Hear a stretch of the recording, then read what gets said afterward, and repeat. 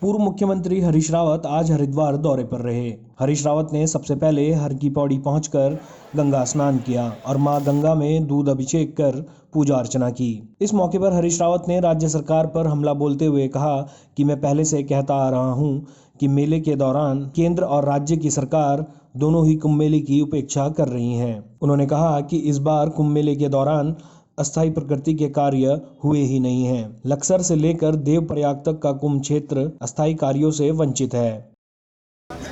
आज आया ही गंगा माँ के दर्शनों के लिए और अखाड़ों में प्रणाम करने के लिए।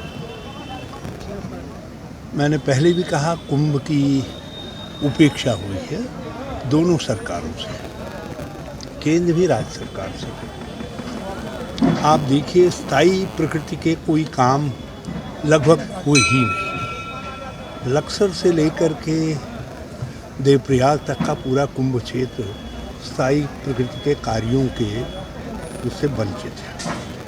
वहीं उन्होंने कहा कि राज्य सरकार ने तो मेले की अवधि और पर्वों को भी कम कर दिया है। दोनों सरकारें मेले को औपचारिकता बना देना चाहती हैं, जिसको लेकर आज मैं अपना दर्द बयां करने आया हूं। मैंने गंगा में स्नान करके अपनी व्यथा मां गंगा और देवी देवताओं को सौंप दी है। हरीश रावत अखाड़ों में जाकर साधु संतों से भी मुलाकात कर रहे हैं। तो कुंभ क्षेत्र का विस्तारीकरण नहीं हुआ और अवधि घटाई गई और जो पर्व थे उनकी संख्या घटाई गई और आज ये कुंभ को केवल औपचारिकता बना देना चाहते हैं। जो केंद्र सरकार की गाइडलाइन है उसके बाद तो अब बिल्कुल साफ दिखाई दे रहा है कि यदि जन दबाव नहीं पड़ा, मैं नहीं चाहता कि कुंभ कार्यों में कुछ हमारे लोगों को शिकायत हो सकती है।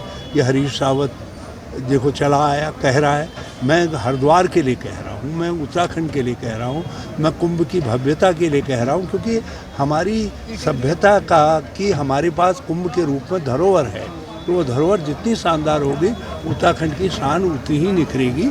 इसलिए मैं वो दर्द बयां करने आया। इस बात को लेकर के मैं आखिरी बार आया हूँ और गंगा मैया की प्रार्थना कर ली है। अब अखाड़ों में प्रणाम करके जो है हमारा जो कुंभ को लेकर के मेरी व्यथा थी वो मैंने अब देवी देवताओं को और माँ गंगा को सौंप दी। हरिद्वार से न्यूज़ स्टूडियो के लिए सुमित यश कल्याण की रिपोर्ट।